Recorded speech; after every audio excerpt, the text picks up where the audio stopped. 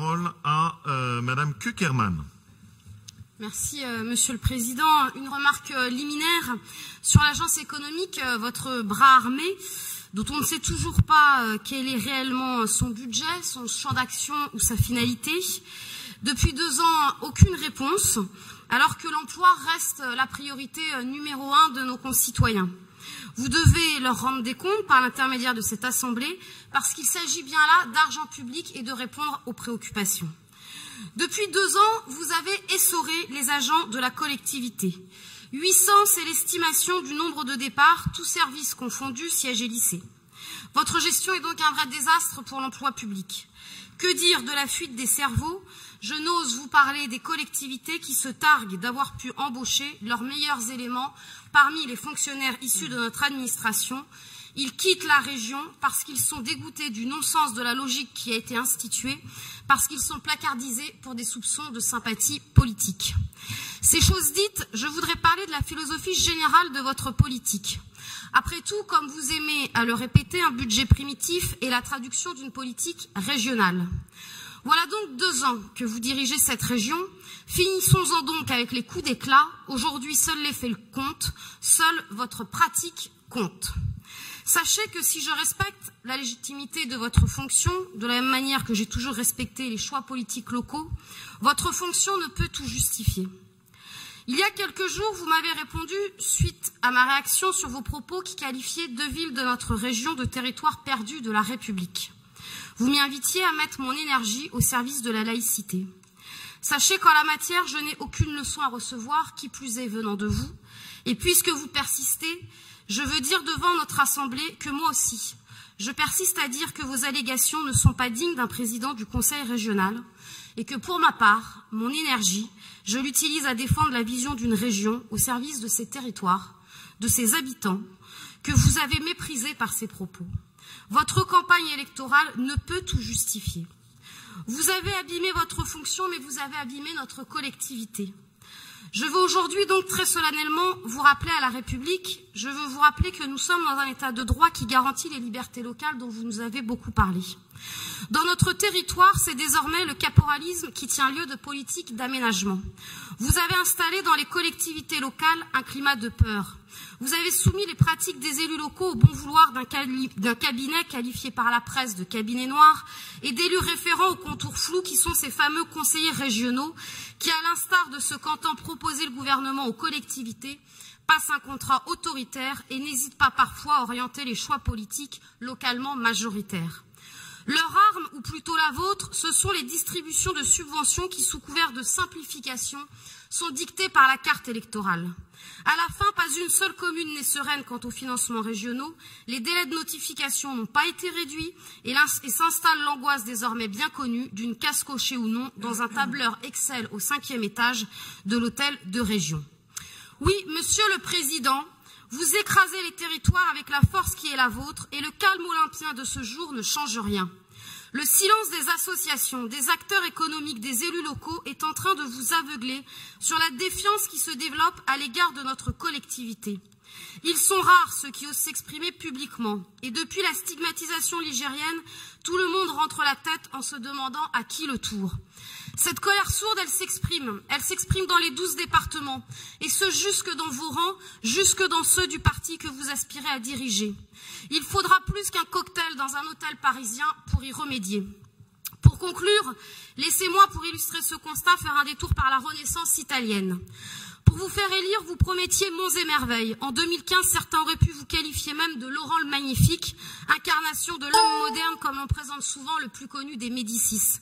Mais le masque est désormais tombé, ce que l'on voit aujourd'hui, ce que l'on peut lire dans les articles qui sont légion à votre sujet, n'est qu'une pâle copie de César Borgia. Souvenez-vous de ce fils du pape qui prenait les cités de Romagne les unes après les autres. Souvenez-vous de sa fin. Il n'est jamais trop tard et j'en conclurai, Monsieur le Président. Revenons en 2017, redevenez garant de la démocratie, mettez votre énergie à faire de notre collectivité une collectivité au service des Auvergnats et des Rhône-Alpins plus qu'au service des agences de notation. Oui, nous avons déposé de nombreux amendements budgétaires. Ils nous permettront de revenir point par point sur un contre-budget et faire la démonstration qu'il peut y avoir des budgets au service exclusif des territoires et des habitants de notre région, au-delà des dogmatismes entre fonctionnement et investissement que nous entendons depuis ce matin. Madame Cukierman, vous qui plaidez pour réhabiliter notre région, pardon de vous le dire, mais vous m'avez habitué à des exercices plus sincères et plus droits.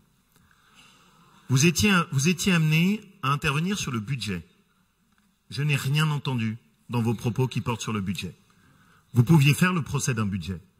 Vous pouviez faire le procès d'une politique régionale. Vous avez choisi de faire le procès d'un homme. C'est pas tout à fait à votre hauteur. Et ce qui est excessif et dérisoire, c'est pas parce que vous convoquez des grandes figures historiques, je peux vous rétorquer De Gaulle, je peux vous rétorquer Pinet, vous qui êtes une figure ligérienne, je pourrais citer Fouquet, je pourrais citer Henri IV et Sully, pardon, mais je pense que vous qui plaidez pour l'attractivité de nos territoires, pour la défense de nos associations et la défense de nos communes, elles auront retenu que dans votre intervention, vous n'avez à aucun moment parlé de budget et que vous n'avez fait que de la petite politique. Je vais quand même me permettre de vous répondre, puisque vous avez souhaité l'évoquer. D'abord, premièrement, vous faites part du fait que nous ferions du clientélisme. Vous avez un maire, qui est le maire de Firminy, qui me tape avec une constance admirable et une caricature qui l'honore. Est-ce que cela a la moindre conséquence sur les subventions dont il bénéficie? Il va recevoir 2 millions d'euros dans le cadre du contrat de plan État-région pour la rénovation et la mise en valeur du patrimoine de Corbusier. J'ai des profondes différences avec le maire de Clermont. Et pourtant, avec le maire de Clermont, nous travaillons ensemble, dans le respect et en mettant l'intérêt de nos territoires au premier plan, et nous avons souvent des projets qui sont portés en commun. L'Ardèche et le département de l'Ardèche sera sans doute un des départements qui, en euros par habitant, va bénéficier du plus grand investissement à l'intérieur de notre région. À ce que je sache, très curieusement, ce département n'appartient pas à ma majorité. Nous nous apprêtons à signer avec M. Goodbell, qui n'est pas dans ma majorité au niveau du Puy-de-Dôme, un accord de partenariat notamment pour le transfert de la halle au blé et la mise en valeur d'un certain nombre d'équipements touristiques et de voies vertes sur le site du Puy-de-Dôme. Donc pardon, mais sûrement pas vous, pas ça. Je ne vais pas prendre de la part d'une ancienne élue communiste un reproche en clientélisme. Je vous remercie, mais j'aimerais que vous vous placiez à un autre niveau.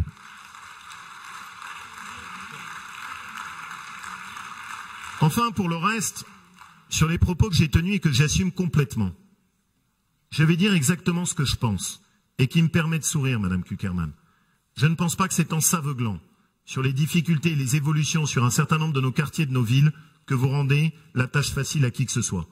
Je ne crois pas que c'est en faisant semblant que tout va bien pour le mieux dans le meilleur des mondes et en n'ayant pas le courage de dénoncer un certain nombre de dérives qui sont en train de se faire que vous permettez à la République de progresser. Oui, je l'ai dit et je le maintiens.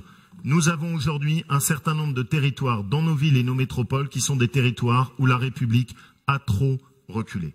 Vous avez souhaité l'évoquer, je le maintiens. Je n'ai jamais dit que Saint-Étienne ou Firminy étaient des territoires perdus, j'ai dit, et je le maintiens, qu'à Saint-Étienne et qu'à Firminy, nous avons des quartiers dans lesquels la République a trop reculé. Et vous le savez très bien si vous avez l'honnêteté de le dire.